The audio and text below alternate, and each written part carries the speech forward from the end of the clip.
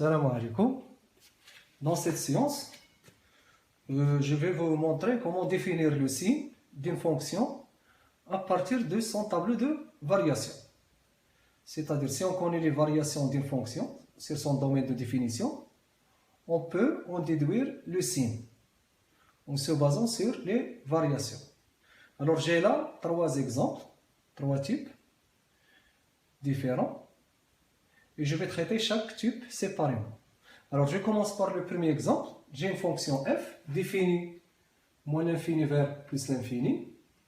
Alors, sa dérivée positive sur moins l'infini 1, c'est-à-dire les croissantes sur moins l'infini 1, et décroissante sur 1 plus l'infini. Donc, à partir de ce tableau de variation, on va essayer d'étudier le signe. Alors, on a si simple. Il suffit d'utiliser les extréments. Alors, pour ce type de fonction, en se basant sur les extréments. Là, vous remarquez, la fonction elle est croissante jusqu'à 0, puis il décroît. Donc le 0 est une valeur maximale de la fonction f sur son domaine de définition. Donc il suffit d'écrire que 0 est valeur maximale de f sur son domaine de R. Donc, que signifie ça? Que quel que soit x appartenant à R,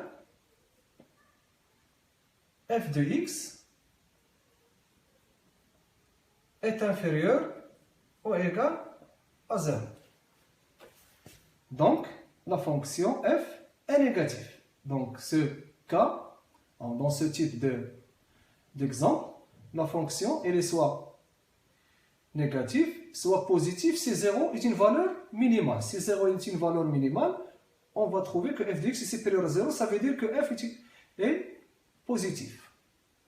Alors, le deuxième exemple, j'ai là une fonction qui est définie sur moins 1 plus l'infini, avec moins 1 ouvert, et sa dérivée est négative, donc elle est décroissante sur moins 1 plus l'infini.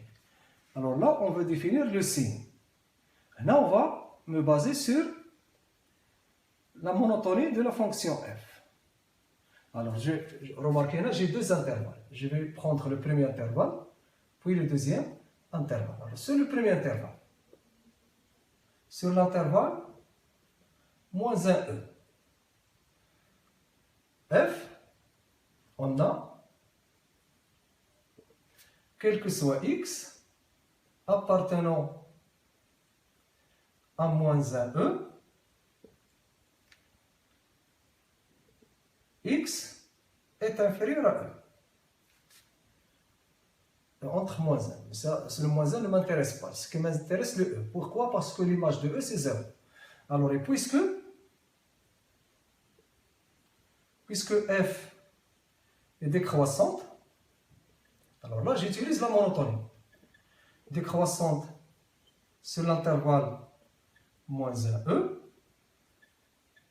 Alors, je vais avoir f de x, puisque x est inférieur à e et f est décroissante, il va changer l'ordre. Donc, on va avoir f de x est supérieur à f de e.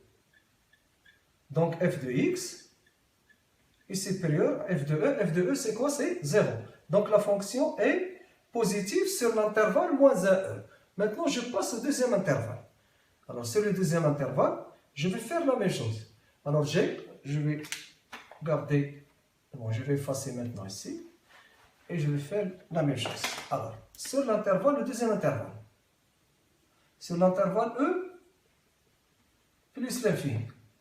Alors, on a, quel que soit x appartenant à E plus l'infini, x, bien sûr, il est supérieur à 1. Et puisque f est décroissante sur l'intervalle e plus l'infini, alors f de x va être inférieur ou égal à f de e. Or, f de e est égal à 0. Donc la fonction est négative. Donc finalement, on a trouvé que f est positif sur l'intervalle moins 1e, elle est négative sur l'intervalle e plus l'infini. Et là, vous remarquez, je n'ai pas besoin de connaître les limites aux bornes. Même pour le premier exemple, je n'ai pas besoin de connaître les limites aux bornes. Donc dans ces deux exemples, j'ai défini le signe. Je passe maintenant à l'exemple 3. Alors dans l'exemple 3, j'ai une fonction f définie sur moins l'infini 0. Là, dans la 0, la fonction n'est pas définie. Union 0 plus l'infini. Alors elle est décroissante sur moins l'infini 0 et croissante sur l'intervalle 0 plus l'infini. Là, vous remarquez, j'ai mis les limites parce que je vais les utiliser. Dans ce troisième exemple, je vais utiliser les limites. Mais je ne vais pas utiliser uniquement la monotonie. Alors, dans ce type de fonction, je vais utiliser l'image d'un intervalle. Donc, je vais utiliser l'image du premier intervalle au moins l'infini 0 et puis le 0 plus l'infini. Alors, pour le moins l'infini, alors le signe sur l'intervalle moins l'infini 0. Alors, je vais définir l'image de cet intervalle. Bien sûr, la fonction f doit être continue et dérivable, dans les trois cas. Alors, j'ai f et là, j'utilise la continuité. Continue et décroissante sur l'intervalle moins l'infini 0. Donc, l'image de l'intervalle moins l'infini 0 égale, puisqu'elle est décroissante, elle va changer l'ordre, donc je vais avoir limite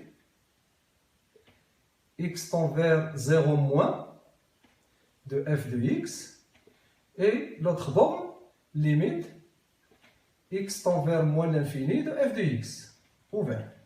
Donc, la limite 0 moins égale à 1, et la limite moins l'infini, c'est plus l'infini. Donc, l'image de l'intervalle moins l'infini 0, c'est l'intervalle 1 plus l'infini. Ceci veut dire que, quel que soit x appartenant à moins l'infini 0, son image appartient à l'intervalle 1 plus l'infini. Donc, quel que soit x appartenant à l'intervalle moins l'infini 0, ceci implique que f de x va appartenir à l'intervalle 1 plus l'infini. Et puisque f de x appartient à l'intervalle 1 plus l'infini, ça veut dire que f de x est supérieur strictement à 1. Donc, et ça, c'est supérieur à 0. Donc, la fonction est positive sur l'intervalle moins l'infini 0. Alors, je vais faire la même chose pour le deuxième intervalle. Alors, je vais faire la même chose pour le deuxième intervalle.